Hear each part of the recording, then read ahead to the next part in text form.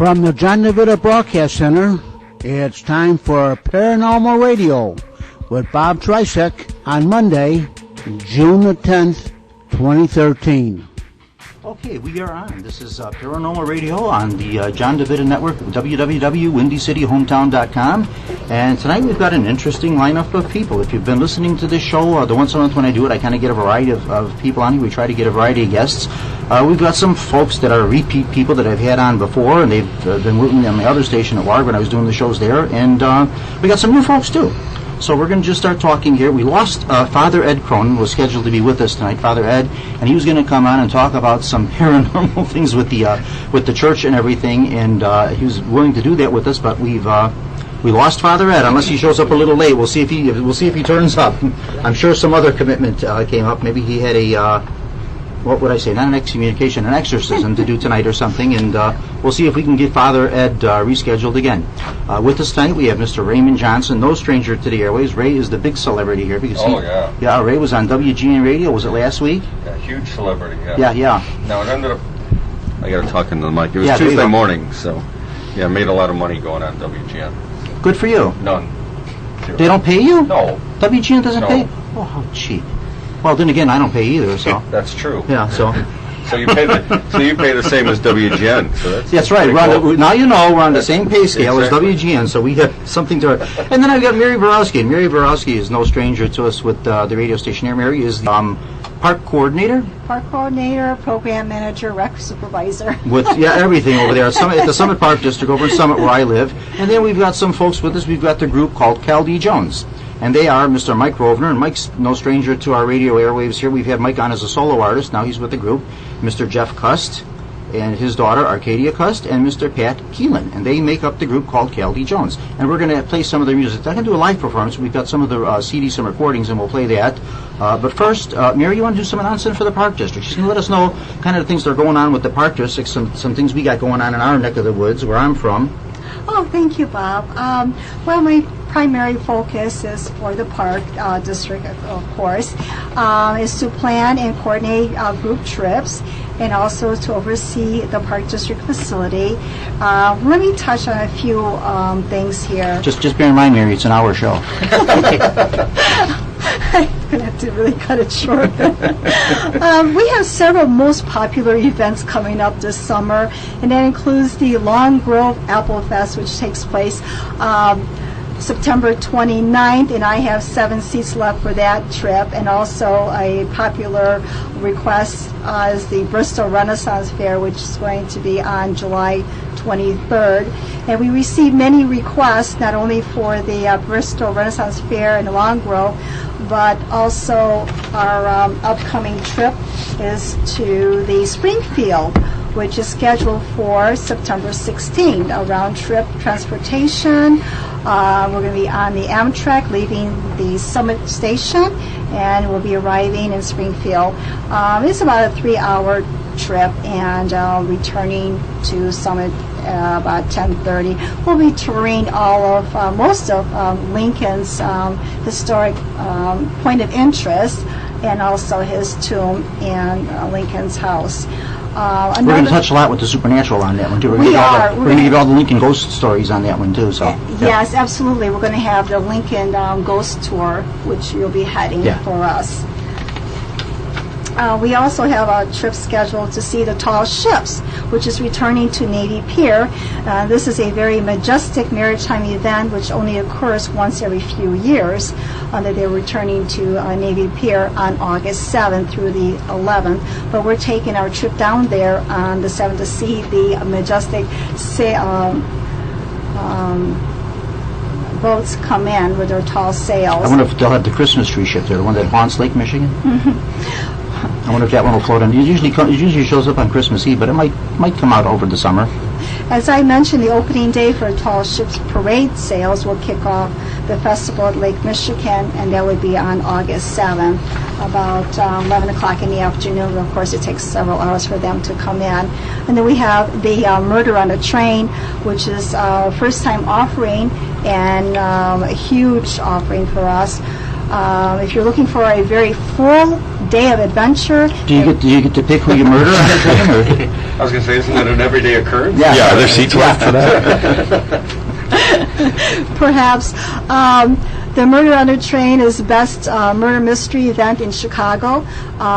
People aboard the mystery train at the Chicago Union Station begin a whirlwind of events. During the train ride, patrons will have fun participating as suspects, witnesses, detectives trying to solve murders. As this time period, the dress code is between 1930s to 1940s, or semi-formal attire is requested. No jeans, t-shirts, or gym shoes, please. The murder mystery train will take you to Milwaukee, Wisconsin, and then back approximately about a 6-hour time span, and there will be a dinner break at the Doubletree Hotel. And well, I have a few questions here, a few fun questions. And what is fun, wholesome, healthy, educational, affordable, and family-oriented? Any guesses? Well, it's Summer Park District facility. As you didn't give me a chance to get. You just well, Summer Park. That's what you. I was going to say it's Summer Park District. Good guess. As we look forward to. Now, do I get a free trip or something because I got it right, or what do I? No, you get to be murdered on the train. That's right. We look on some of the tours I do, they murder me. So. It's usually me and a dozen other women. So that's it. I'm usually the only man on the trips. Well, as we look forward to our warm weather and sunny sky, and take advantage and visit our facility, plan an outing, spend time with your family on our nature walk, plan some outdoor activities, take advantage of this healthy approach to enjoying the outdoors with us. That's it for right now. That's it for that. Now we just got you forgot all the paranormal stuff. All the paranormal stuff. Yeah, everything else, the tall ships, all this wonderful, cute stuff, and none of the paranormals, none of the hot stuff. October 12th. What are we doing? October 12th and October 20th. Actually, September 20th. Oh, that's right. I forgot the mansion. Yeah. We're going to Oscar Swan Mansion, and that's going to be a wonderful paranormal trip, which Bob Tracek will be heading and narrating for us, and that's will be from 4 in the afternoon until 10 p.m. And it's a very affordable trip. Not only do you investigate the paranormal in the Oscar Swan Mansion, you also have a fantastic dinner as well. Yeah, they are good. And they treat us so nice, too. Mm-hmm. They do. They're really nice to us over there, yeah. And then we have an additional paranormal trip, which will take place to October 12th, which is Saturday. One trip would be from 10 a.m. until 1:30, and the second one in the afternoon from 2:30 to 6, and that's another paranormal trip that Bob Tracek will be heading and narrating. And we'll have many tours. I don't have all the particular details at the moment. If anybody wants to book any of this stuff, what's our phone number over there? The Park District phone number is 708-496-1012. And we have another trip scheduled for October 26th. The same thing, 10 a.m. to 1:30, and then 2:30 to 6, and we'll have a lovely lunch at the subway station in Summit, Illinois. Yep, and those are the supernatural tours. Okay, so we finally got to the paranormal. It took 15 minutes to do, but we finally got to it. Okay, I think what we're going to do before I do anything else is I have to mention Mr. John DeVita, who's our station. He owns the station here. That's why I'm here. John was just given the WRHS Television Excellence Award for the work he does at. Go ahead, John. What did you get the award for? Tell us about it. It's the work I do over at Ridgewood High School, which is the high school, which is about 2 or 3 blocks away from our studios here. And of course, radio broadcasting is the love of my life. And I introduced myself to the station manager, Kevin. And Kevin and I got to be very good friends. And I thought I was the love of your life. And I do all the I do camera work for them over there, and I also do the sound and set up microphones and everything for basketball games or whatever event that's going on. Like today, I was over there setting up all the equipment, the broadcasting radio and television equipment for the graduation, which is going on right at this very moment. Today is graduation at Ridgewood High School. Well, John, that's an award very, very well deserved for everything that you do. Well done. Well done, John. Very nice. You do a lot of volunteer work there with that school. You do a lot of work with radio, and you just do this all out of strictly for the love of radio and for the love of what you do, and we all appreciate that. And thank you, and it's an award very well deserved. Thank you very much, Bob. And Bob, it's a pleasure to have you on our I know on our website here, and also on WRHS FM radio. Oh, it's a joy doing these shows. I'm really happy doing them. I like this. Yeah, I like the relaxed atmosphere that we have here, and I kind of get a free hand to do what I want. And yeah, thank you very much. Thanks for everything that you do here, and for giving us all a chance. Yeah. Okay, I'm going to talk a little bit to the group we've got on here. We got some musical guests, Kaldi Jones, Kaldi Jones. And that would consist of Mr. Mike Rovner, Mr. Jeff Cust, Arcadia Cust, and Pat Keelan. Gentlemen, lady, thank you all for coming on. Thank you. Thanks. Okay, who wants to be the spokesperson here and kind of give us how you got the name Kaldi Jones? Well, it was kind of the fourth name. This is Mr. Jeff. At least. This is Jeff talking here, Jeff Cust. So I started it. The original name was Sons of Brookfield because we liked the way it abbreviated. Sons of Brookfield. It sounds like a Revolutionary War thing or something. The Sons of... And then... We were Busted, It was Busted right? Radio. Yeah. Busted Radio, okay. Yeah. Until we found out that was already a band. Oh, there was somebody beat you to it. Yeah, we went to get the domain name for the Facebook page. And This happens to me a lot too. Every time I try to invent something, I find out someone else already did it.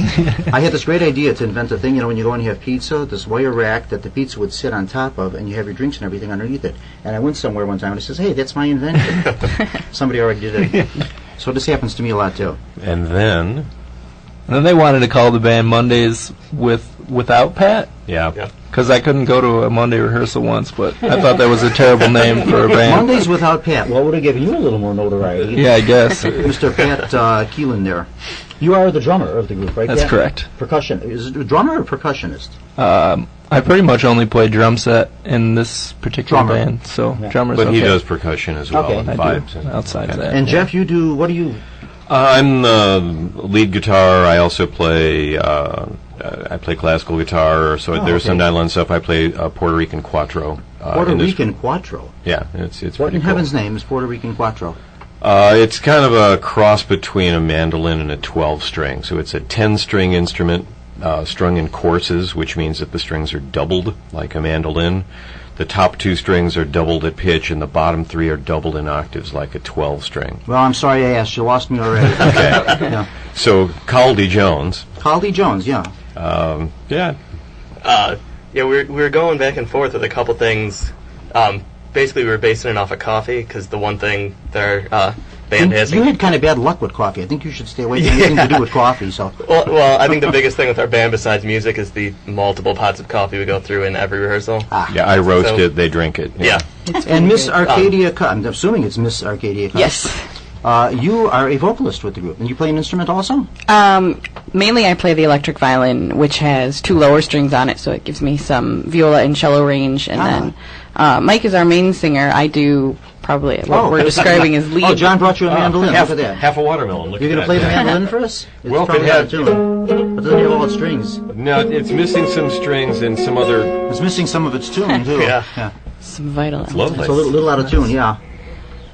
Kind of like my house. I have all these old things sitting around that you pull up from everywhere. You open a door and there's something there, yeah. I forgot what I was talking about. Oh, we were talking to Arcadia. I do what I think we just described as lead backup vocals. Occasionally I play the tambourine. We are actually missing our bass player, Brian McCauley. Well, then the heck with him.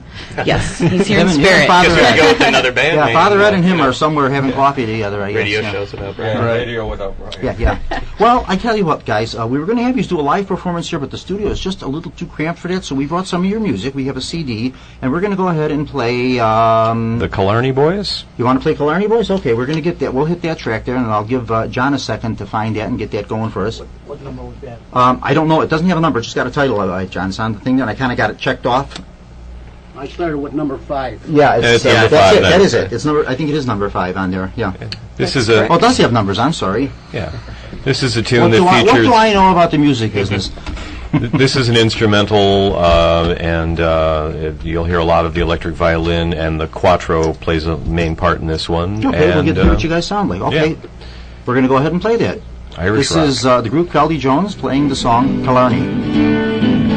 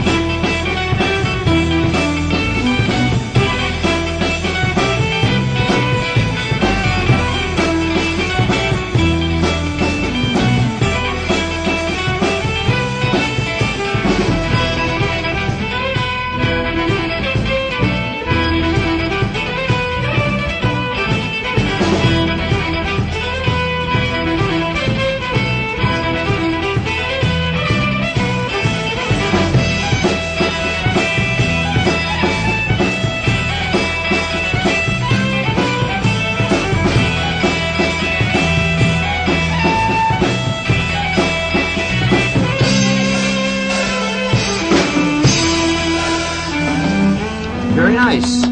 Very nice. Thank you. Recorded performance by the group Caldy Jones playing Killarney. Made me feel like I should be down in steerage dancing with on the Titanic with Kate Winslet or something. Yeah, I was thinking about. I had this overwhelming urge for a pint of Guinness. And I'm not sure exactly why. I have that all the time. Yeah. So. Yeah. And thank you very much. That was a performance by Mr. Mike Rovner, Jeff Cust playing the electric. What was that thing? It's the Puerto Rican Quattro. Puerto Rican Quattro. Miss Arcadia Cust playing the electric violin, and Mr. Pat Keelan doing the drums, playing the drums, and the missing bass player. Brian McCauley. Brian McCauley, missing bass player, yeah. Thank He you very was much. there Sunday night when we made the recording, though. Oh, okay. It was good. Incidentally, too, we are looking for some sponsors for the networker. John needs a little bit of money to keep the station going. If you'd like to be a sponsor here with us on Paranormal Radio, or for that matter, any of the other shows on www.windycityhometown.com, give us a ring here, send us an email, or send us a message on Facebook.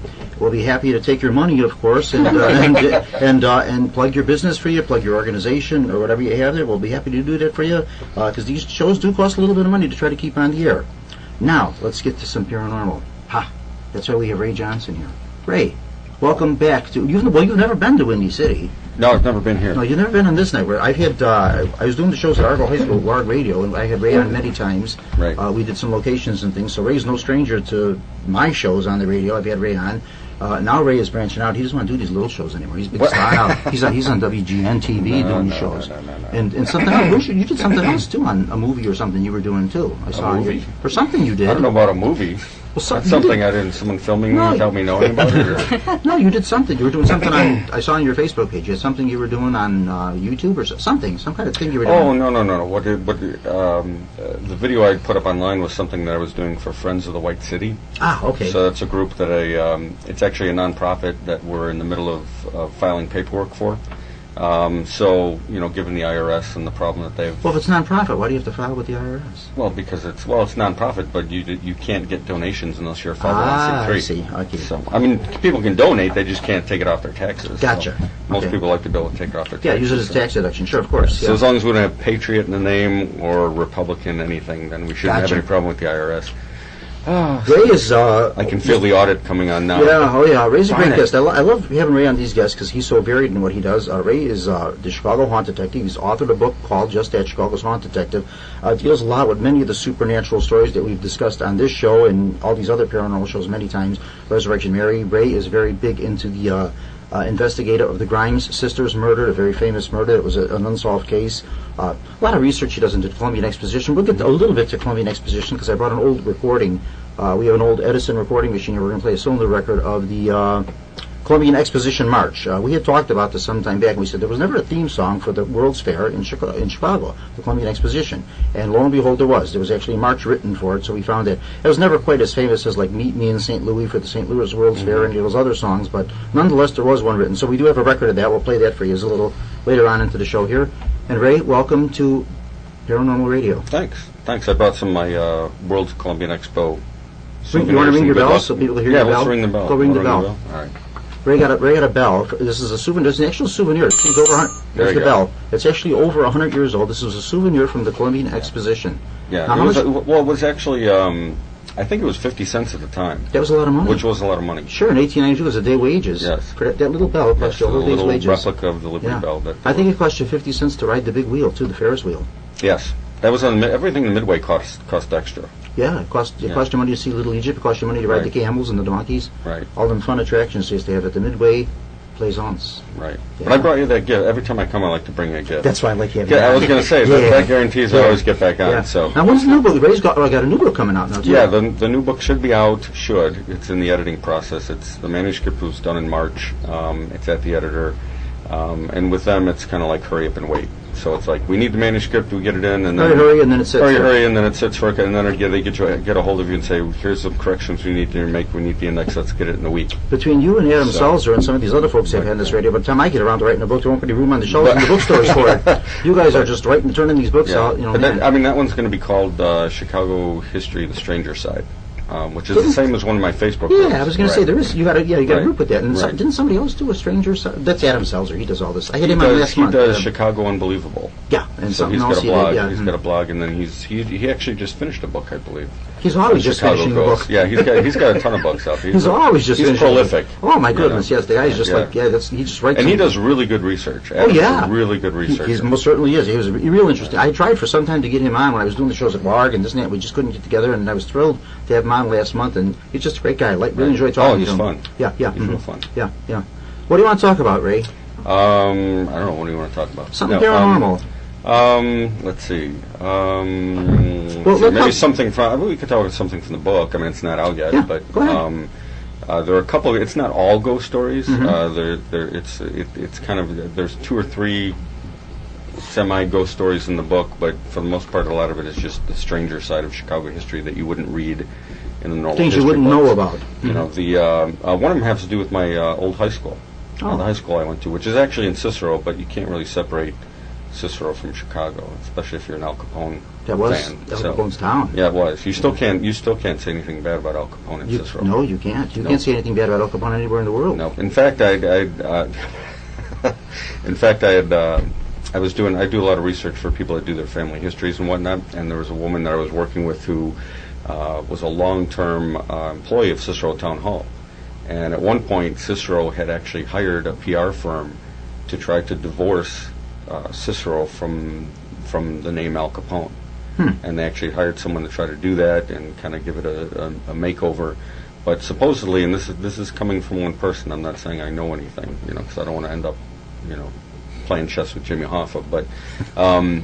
But supposedly the mayor or the town village president, Larry Dominic. No, this is the other one. Yeah, prior to Larry Okay. Dominic. This is I think it was when Betty Lauren Maltese was there. Oh, okay. And somebody, she didn't know who made the phone call, but somebody made a phone call as a representative of the family and the entire. As a representative of the Capone family? I'm assuming, because as soon as the phone call was made, the whole PR program was dropped immediately. Oh, wow. So, Yeah. So Interesting stuff, yeah. There's still stuff out there. So this is... But the high school that I went to, I went to Morton East High School in Cicero, and there's I hate to say a genuine ghost story, because, it's really hard to prove, beyond the shadow of a doubt what someone's seen. But it's hard to disprove, It's hard too. to disprove, too, right, exactly. But this came directly from a person who had experienced it at the theater, and it had to do with a theater director who had died the opening night. You're talking about the theater West Side in the Story. school? Yes, Okay. the Codal Auditorium, which is a historic landmark. A lot of school auditoriums seem to be haunted, and theaters for that matter. Oh, theaters are, Yeah. are just crazy haunted. Yeah. You talk about the Iroquois Theater in Yeah, Chicago. we were talking about it a little bit before we started right. the show. We were chatting a little bit about that. Yeah. Right. But yeah, this was a theater director there, and it was rumored that he may have because it was kind of shady. He did die on opening night of the West Side Story, and Right. so Goodness. yeah, he died at home of a heart attack, and so the play went on, and the rumor has it that he was haunting the theater, and the theater director at the time didn't believe it, and he was a theater director when I was going to school back in the 80s. And this individual, the theater director that died, had died in 1976. And so I was there about 8 years after he died. So I wasn't really familiar with the story when I was in school. It wasn't actually until after I graduated that I had heard the story. And when I talked to the theater director who was there when the original story had started, he said that he was they were practicing for a play, and it wasn't West Side Story. It was another. They haven't done West Side Story since then, just because of that. And For that matter, they've never done Our American Cousin anywhere either. So.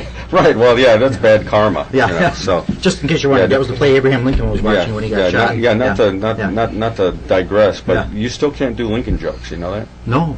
No.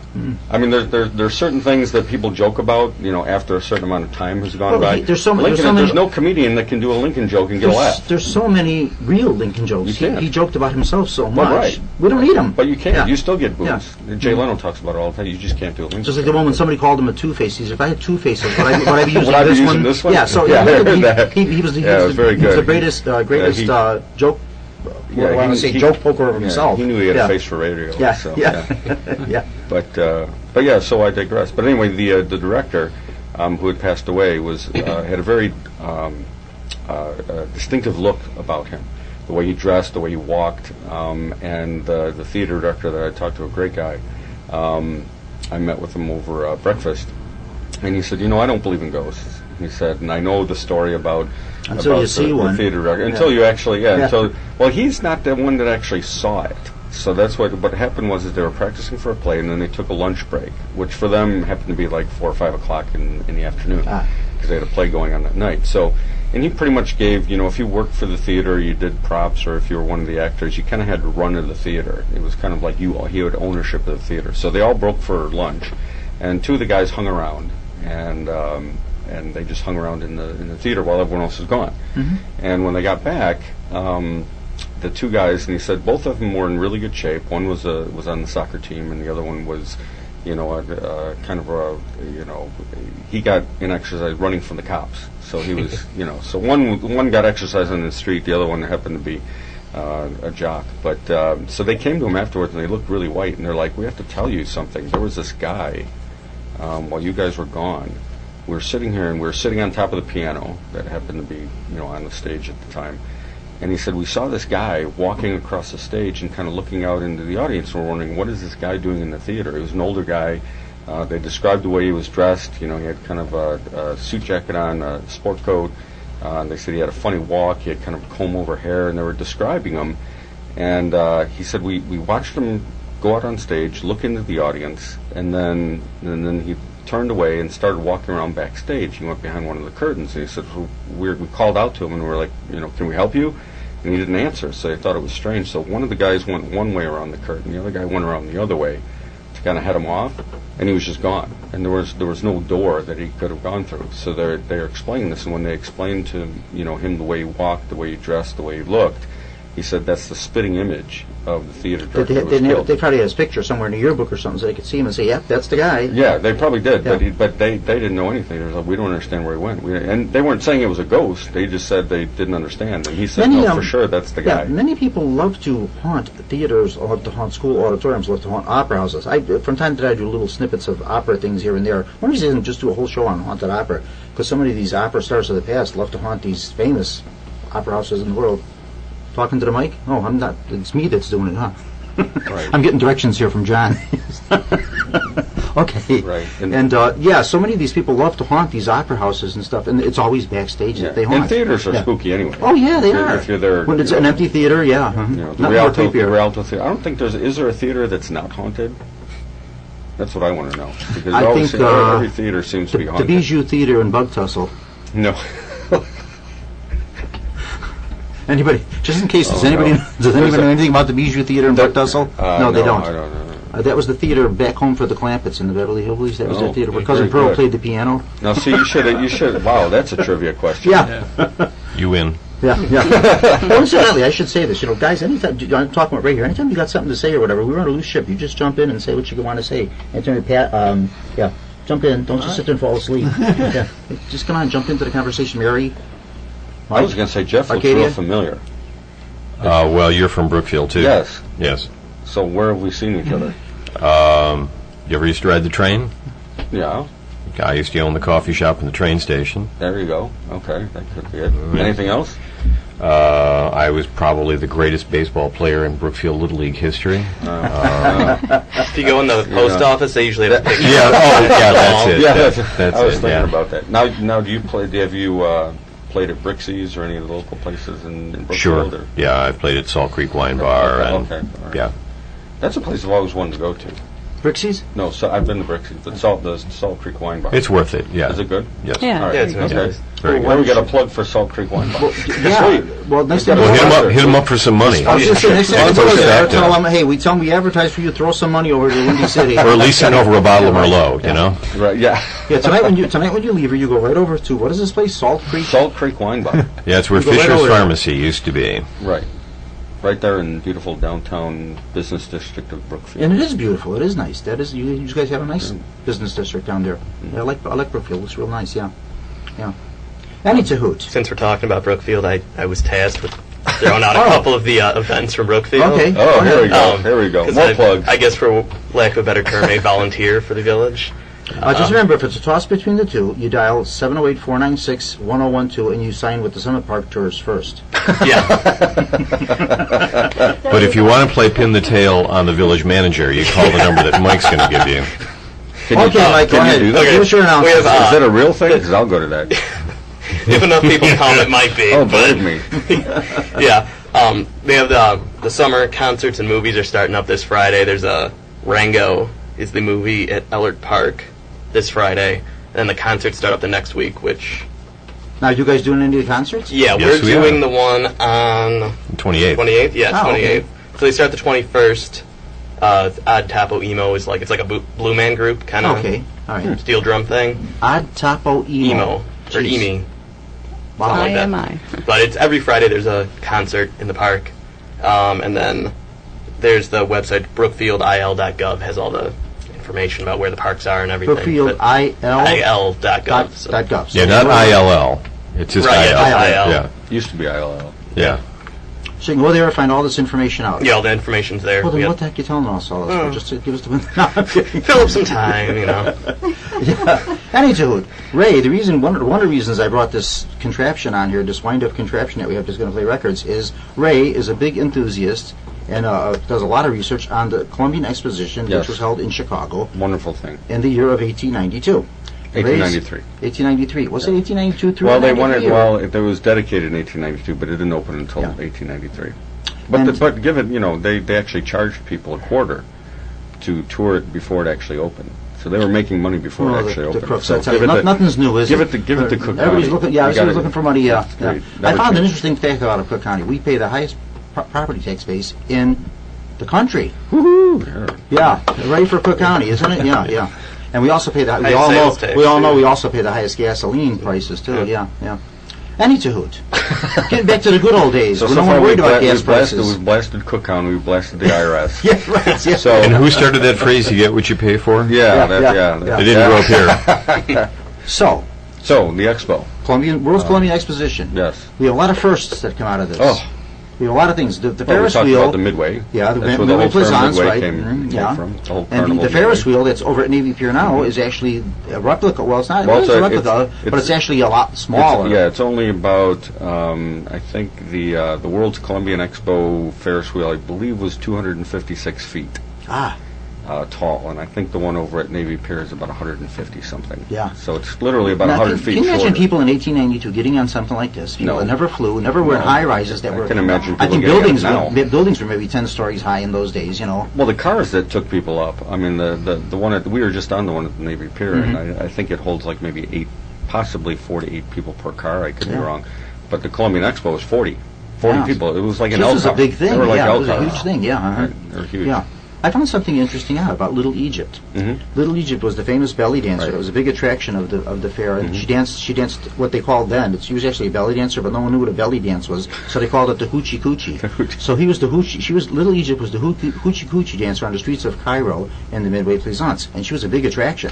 Little Egypt, at 62 years of age, actually performed in the 1933 Century of Progress Exposition, and she was Nice. 62 years old. So she danced in the Columbian Exposition, and then all those many years later, she was still dancing at 62 years of age at the Century of Progress Exposition, by which time Sally Rand, the famous fan dancer, was now performing on the streets of Paris. So the belly dancers and the fan dancers are the big attractions of the both fairs in Chicago. So you tell me good things don't come out of Chicago World's Fairs, I tell See, you. and that's what I was wondering. I was always wondering why the 1933 fair wasn't as popular as the 1893, and now I know. Yeah. You know, you have 62-year-old strippers. So, Yeah. not- Well, I'm not sure it was a stripper. She was a hoochie coochie dancer. Okay, whatever. Yeah. Anyway, the Columbian Exposition did have. It wasn't actually a theme song. It was a march, and it was called just that, the Columbian Exposition March. They did have sheet music of this because now 1892 we didn't really have. Phonographs were around, but they weren't really widely used yet, so they weren't in general use by the public. That happened a few years later, around the 1890s, 1900s, when the gramophones started to come into use in the homes and the nickel arcades and stuff. But what they did is they did actually record the song in 1898, a few years after the fair, and it was the Columbian Exposition March. It wasn't too successful, and they tried to revamp it again in 1915 for the Pan American Exposition, which was held in San Francisco. And this is the song. They actually released it later on an Edison cylinder record, a 4-minute Blue Amber cylinder, and this is what it sounded like. I don't know if I'll play this whole thing. It's about a 4-minute recording. And this is the Columbian Exposition March.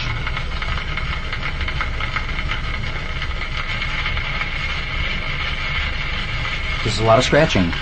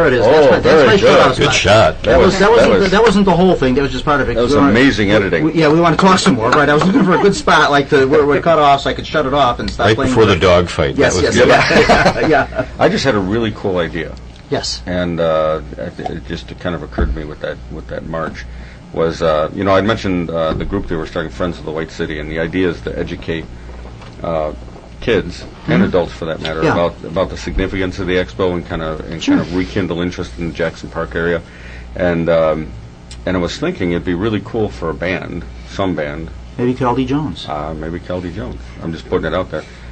They could do an updated version of that, take it and kind of revamp it and turn it a little bit more modern. So modernize it and Yeah, do it, I and think that it'd would be be your very theme cool. song for. Then again, you guys may have been listening to that and going, well, that's just beyond hope. No. I'm all for educating kids on history, because so much of history just is not taught anymore. Just not. Oh, no. I just last Friday went to the John C. Dorr Elementary School, just spur of the moment thing. I never did. I do lectures and things. Oh, incidentally, I'm doing a lecture this week at the Bridgeview Public Library. I'll be there from 6:30 till 8:30 or so, and I'm going to lecture on haunts and ghosts of New Orleans, and I'm going to do some things with palm readings too, and that. And they got a pretty good turnout for us. They got about 30 people, which for Bridge was good, because Bridge usually gets a small group, so I'm really kind of proud of that we got a nice little group for that one. And I'm all for educating kids on this. And anyway, this came up about. I was talking to two parents. We were having coffee, and they were talking that their kids are studying the Great War, which is World War I. So they says they didn't understand it. I said, oh, well, that's the war where the Kaiser declared war on France and on Germany and England and all that. I'm going on about this, how they were all cousins and all this. They said, great, would you like to come and talk to the kids? so I went and I talked, and I didn't know I was going to do this the next day. I got a call at 8 o'clock in the morning. He says, yeah, you can come at 1:40. So I went figuring I would talk to a classroom of maybe 20 kids. I had 80 kids. Wow. I talked to 80 kids, and they were just wonderful. They were great. They were great kids. Awesome. They listened. They had a lot of questions. They were a little confused because they were asking questions about Adolf Hitler, and I had to explain that the whole of the war. Yeah, but he was in World War I. He was there. He kind of came to power, right after. That's why he had a raspy He was voice. the hoochie coochie dancer. He was of sorts. Actually, Adolf Hitler was a very good painter. A lot of people don't know that. He could paint a whole apartment in one afternoon, 2 coats.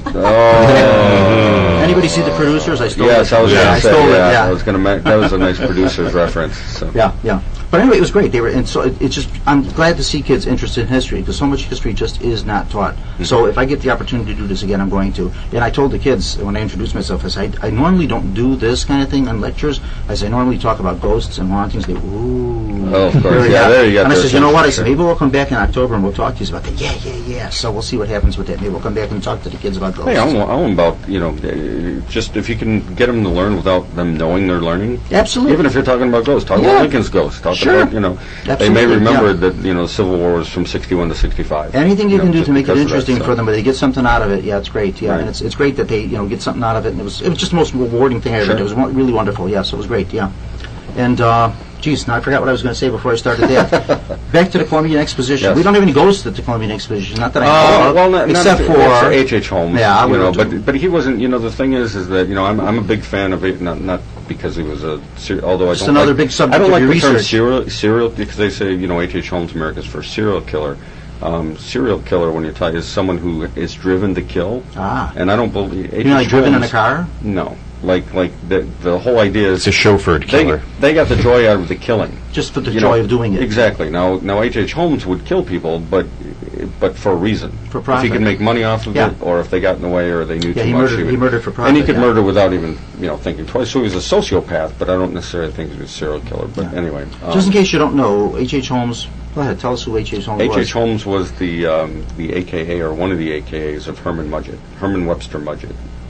He was an actual doctor, graduated from Michigan, and came to Chicago, opened up a pharmacy, or I shouldn't say opened it up. He actually befriended an elderly woman who owned a pharmacy, and then suddenly she took a trip out west to visit some relatives and never came back. But and then before she had left on this quote-unquote trip, he had her sign over, basically. I wouldn't the whole expect it any other business. way. Yeah. I mean, Of that's course, kind of yeah. how he did work. But he registered as a pharmacist in the state of Illinois under the alias H.H. Holmes. And then he'd built the murder castle. They deemed it the murder castle over at 63rd and Wallace, Which is now no longer post there, office, right? It's the post office building now. Right. They do have some things happen in that post office. Right, that's what I hear. Yeah. And, Letters get lost. Well, they That happens in my post office all the time. It's a common occurrence. all right. But yeah, so there was H.H. Holmes, but then there was the tragedy that I read about in the book, that a lot of people aren't aware of, that there was a major fire during the expo. And it was the largest single loss of life to Chicago firemen up to that point. And this was at the 1893 Columbian Expo, and it was on July 10th. And I kind of say in the book that how many firemen died? there were four official Chicago firemen and 8 Columbian Expo firemen. John used to be a fireman, John, weren't you? Or No, I'm not a fireman. My hobby is working with the Chicago Fire Department. yeah, I knew some. I just couldn't make. I knew you were somehow associated with them. Yeah. Right. What do you do with the fire department, John? Well, our organization, the 511 Club, is an organization made up of volunteer men and women, and well, we do many things. On all major fires, we have 2 canteen trucks, and we go out and serve refreshments to the police and firemen and the emergency workers when there's a major fire. We also, if a fireman gets injured in the line of duty at the scene of the fire, where he's going to be laid up for any length of time, we send him a basket of fruit for him to enjoy during his recovery. If a fireman should get injured at the firehouse during training or something in that category, but not on the fire scene, we send a $25 gift certificate to his home for that the family can go out and get some groceries. Oh, I thought you were going to say if he gets injured in the line of duty at the fire, he gets a food basket. If it's at the firehouse, he gets a banana. and if a fireman gets killed in the line of duty, we have a floral piece that's it's like the firebox that you see on the corner, and that is presented to the family at the wake. Well, it's very commendable. That's nice. Yeah. That's a great organization. And And this I is all was- strictly volunteer, right? I was, yes, strictly volunteer, yes, and I was president 3 different times. My last tour was from 1997 for 12 consecutive years. Wow. When I decided that was enough. But the fire department and radio broadcasting is my life. It sure is. Yeah. Yeah. You- Well, and- yeah. If I could interject, John, I was thinking one of the things I wanted to do, because the guys at the Fire Museum of Greater Chicago helped a lot in the research that I was doing for the book, and I thought it'd be nice to do like a fundraiser for them and for the 511. Well, I tell you, I am very good friends with my son and I. We were one of the originators of the Fire Museum of Greater Chicago. Oh, great. In fact, it was my idea to make it known as the Fire Museum of Greater Chicago. Was my idea, and they just went with it from that time on. Right. And that Columbus statue that was in the cold storage building where the fire was, yeah. is there.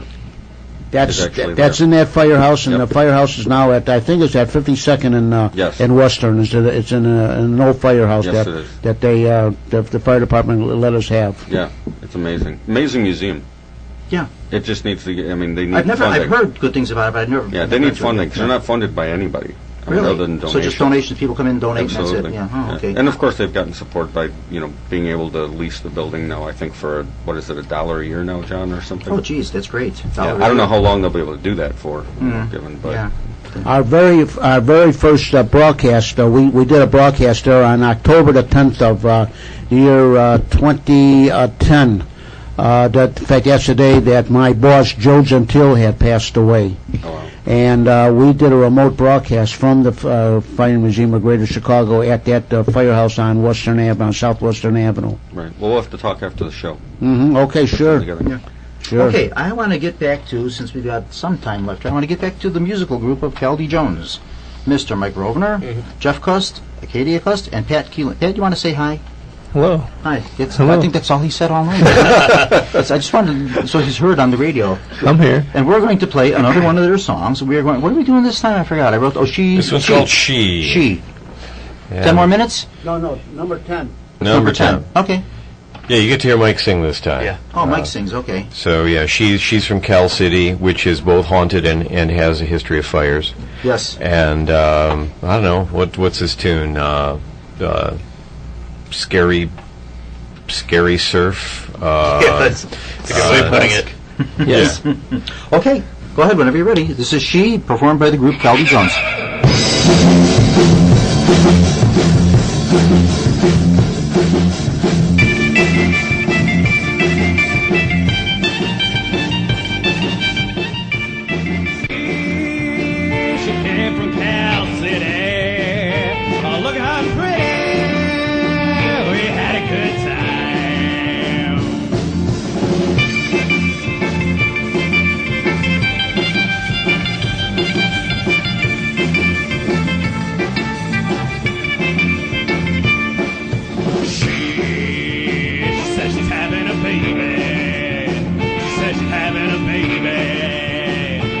what a surprise.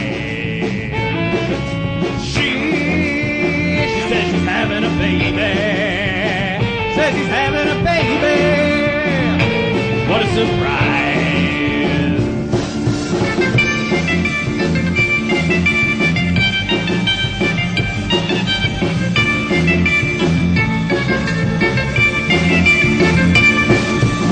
She wants me to be her baby, her baby daddy baby. She says that it's mine, mine, mine. Well, she wants me to be her baby, her baby daddy baby. Be there when she cries.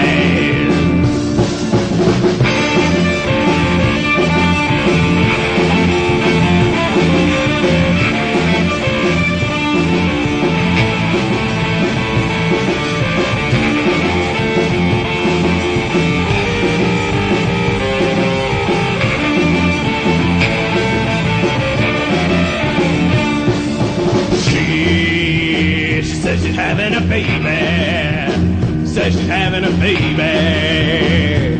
What a surprise. She says she's having a baby. Says she's having my baby. But she lies. That little girl lies. That city lies. That little girl lies. I tell you, baby, lies.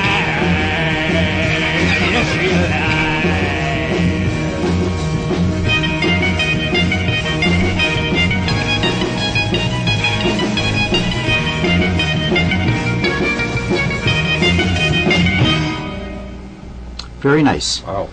That's kind of a retro. It's kind of, boy, it's very different from Killarney. Yeah. And it's kind of a retro Wow. trend back to the 1960s. That reminded me so much of the Munsters theme song. Yeah, There's a few different theme songs I in was there. getting kind Yeah. of Quentin Tarantino vibes. Uh-huh. The whole Yeah, show. yeah, that I was too. getting that. Spider-Man and Now, Underdog who are wrote buried in. this? Who wrote the song? The song was written by John Camus, who's a friend of ours. Oh, okay. And it was a tune that he and I wrote for an album that and it didn't make the album. So what you do is you come to Windy City and you bring us your rejects and we play it. but I like the song, so we put it together. It had never been played by a band before, and Yeah. Well, that was a good job. Something different. You know, sometimes it's just so funny about these things. Like you say, it doesn't make the album, it doesn't do well, but then you put it somewhere else and it's a phenomenon or whatever. You know, yeah, just how it goes. You know, some things you think are going to work and they don't, and then the stuff you don't expect to is a success. So that's how business works. Yeah. We have, what do we got here? About 10 minutes left. Do you want to talk some paranormal? You guys were talking some paranormal. The group Kelly Jones. Before we started here, everybody had these interesting things to say. Of course, when you come on the radio, everybody shuts up. That's how it works. And then afterwards, again, the interesting stories pick up. We were talking about. Go ahead. What were we? well, I had the house Poltergeist, and then there's the haunted house in Brookfield on the south end of Ellert Park. So I don't know if you know anything about that. I should, but it's one of those things that where you live, you don't know anything about where you live. You live Well, all right. So the story. I live on the north side of Ellert Park, so you know where I'm going tonight. Yeah. You know, so, but and there's a handbasket involved. So anyway, there was at the south side end of Ellert Park. There was in the '60s. There was a drainage ditch, and just south of this little ditch, there was a shack, kind of a half fallen down house that you could halfway see through, and all the kids knew that we heard sounds and we saw lights and we saw shadows, and our parents all told us we were out of our minds. And when I was in college in the early 70s, the story came out that in fact there had been a couple who had jobs, commuted downtown on the train every day, but were living in the deserted basement of this and were eventually arrested for tax evasion. So they were the ghosts. They were the ghosts. So you debunked the ghost. Yep, Sure. that was the debunking. Does your dad tell you a lot of these ghost stories, Katie? I've heard that one before. Okay. That one, and the house Poltergeist is. I'm familiar with that one, yes. Do you think he's telling you the truth, or is he just full of hooey or what? No, I believe him. Yeah. what's the house Poltergeist? Is that your house? That's our house, Oh, yeah. okay. All right. And it's things disappear Oh, and then show up in obvious places 2 years later. So it was a set of glasses that just evaporated and then essentially showed up at my feet on the floor where I had just been walking. And then a suit coat that just evaporated, and then one day, it's like I'm talking to my wife. I said, "Oh, Lynn, you found my suit." No, I didn't, and it was hanging on the door of the closet in your bedroom. Right. So And this isn't any family member just trying to drive you crazy, is it? Or a cat. Or a cat. I don't know. The cat hid the suit. Yeah, the glasses maybe. It's a big cat. Really? Yeah, That's a cat who liked to dress up and wear it, and he had bad eyesight. Yeah. He should have been a shoo-in. He liked to wear nice clothes, and he had bad eyesight. You should have known. He took the glasses and the suit. So that's best I got. That's kind of what you do in paranormal. Is what you do is when you have a tip on these ghosts and these kind of things. I always like to explain both sides to the story. Some people say, "Oh, there's something going on in that house. There's something going on in the building. There's something going on behind that tree." You go and you investigate, and you try every source. You try the light. You say, "Okay, let's see if the light's playing tricks on people's eyes. Something happened with the mist, the fog, whatever. Any one of 1,000 different reasons. You try to debunk it. When you've exhausted all sources and you have no logical explanation, logic it just isn't there anymore. You say, we have no explanation for this. Now we have something paranormal, something out of the ordinary we just can't explain." What's unexplained? Yeah. I grew up in a haunted house in Cicero. I mean, it was like really haunted, not lights or things missing, but actual, like as solid as you and I are in the room together seeing things, and me and my brother seeing the same thing at the same time, but not even realizing it. It was a female that we had both assumed was my mom, because she was the only female in the house. And it's a long story. It's more than a 10-minute story, so I won't get into it. But that was just one of the many things. And the funny thing is I've never researched the history of the house I grew up in Cicero, and it's still there. So I was always curious. Geez, I'm surprised you with all I know. all over the place. Like I said, you live in Brookfield, you don't know any of the stories in Brookfield. Yeah. You never check out your own house. Yeah. When I lived out in D.C., I never went to any of the museums and all the cool stuff out there, and until I actually went back to visit is when I went to go see everything. So it's kind of funny about that, like your own hometown too, like Chicago, and that. A lot of things here you don't do. Yeah, but you travel somewhere else and you do that. You see everything. Exactly. Yeah. Well, we've got a few minutes left here, and it will be time to say goodbye to everyone. So I'm going to do some thank yous. Father Ed Cronin, I don't know what happened. Father Ed is usually pretty good about this. He'll call you and let us know he canceled, so something must have came up in an emergency. It's a Da Vinci Code thing, I'm sure. Yeah, I'll have to give him a call and find out. And hopefully he's not sick or anything. I hope nothing like that happened. Now we've ticked off the Vatican, the IRS, and the Cook County government. All right, woo! Just pick on everybody. I'll never make it home. Yeah, that's the end of you. You're done. No, I'm finished. You'll never be on WGN. It was nice being here, though. You're stuck here at Windy City. Yeah, that's it. Yeah, you'll be stuck on Windy City. You'll never get to WGN again. Yeah. Ray, thanks so much. It's always a joy. You're welcome. Yeah, thanks for coming on. Yeah. Mike Rovner, pleasure to have you with us. Arcadia, nice to meet you, young lady. Nice to have you on, and good success to you with the group and everything. Pat Keelan, it was nice hearing you say something. Thanks. Mr. Pat Keelan, the drummer for the group Caldy Jones. That's me. Now, do you have a whole set of drums? I do. Yeah. Or just have they give you one drum and two sticks and that's it? I have a full set of drums. Bongos, steel drums, the whole thing for all this range of music. I mean, they do these, 1960s retro songs. They do this Killarney Irish, stuff. And I just, a full set of drums, do everything I can with that. No timbales or bongos yet. No? Well, when they branch out into Latin music and stuff with the Puerto Rican mandolin thing and that. Yeah, that's a good idea. Yeah. We were trying to get him to use a rain stick the other day. Yeah. He's we play little shakers. A rain stick? Yeah. Oh, we don't need that. We've got enough rain. No more rain sticks. No rain sticks, no rain dances, no. Yeah, there's shakers on the song called Meat Man. It's a great song. If we had time, we'd play it for you. Shakers on the song called Meat Man. Meat Man. Atom Bomb. Atom Bomb. Oh, it's on Atom Bomb too. Well, I can say goodbye to everyone. We can play it out, and Yeah, we'll play it out. Okay, Mary Borowski, thank you so much. Mary's here from the Park District, and give us our phone number again if anybody wants to, book any of the tours or the events we got going. To book any tours or ask any questions about our tours, please call the Park District at 708-496-1012 between the hours of 8:30 and 5, Monday through Friday. And thank you. Thanks for coming on, Mary. Thank you. It's always a joy to have you with us. Thank you. It's nice working with you with the tours and going on the tours with the Park District too. I like it when I'm narrating the tours for them, and I like being on the tours with them too, because we just have such a good time with those things. Okay, we're going to take the show out with the song. What are we playing? Atom Bomb. Atom Bomb. Is that like ADAM or ATO? It is. ADAM Bomb. Okay, here we go. Caldy Jones performing Atom Bomb. Sorry that you sold your way to the stars. I tell you I won't give what you gave for her. A life without music, a life without me. Sorry that I'm sorry that I must move on.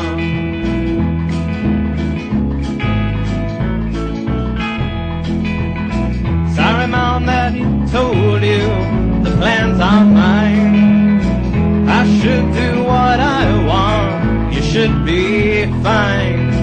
A life so full of worry that there's no time. Sorry, Mom, I'm sorry, Mom, I must move on. And it rolls downhill from here, and it rolls downhill from here.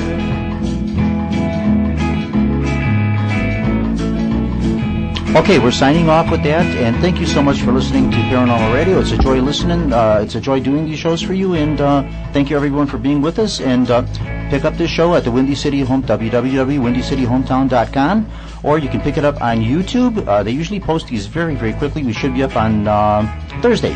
Go to today's date, which would be June 10th, YouTube, and we'll be on there chattering away. You'll hear the whole show there. And everybody, thank you so much for coming on. It's been fun. Thank you. Thanks. Thank you.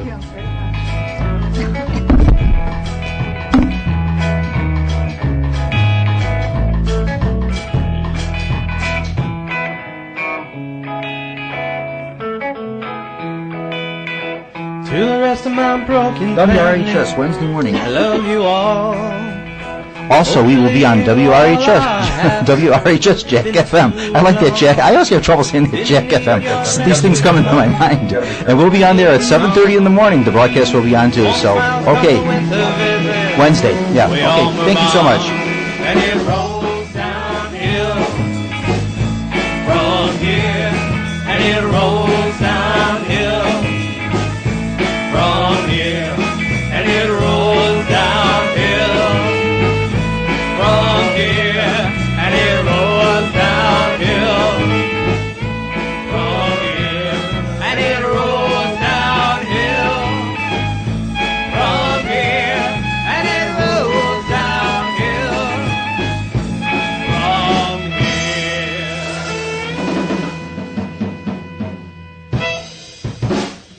You have been listening to Paranormal Radio with Bob Tricek from the John Navita Broadcast Center right here on the Windy City Hometown Entertainment Network. Paranormal Radio was directed by John Navita, edited by Stephen Lehman, and engineered by James Rohde. This program was pre-recorded on Monday, June the 10th. Thanks for listening.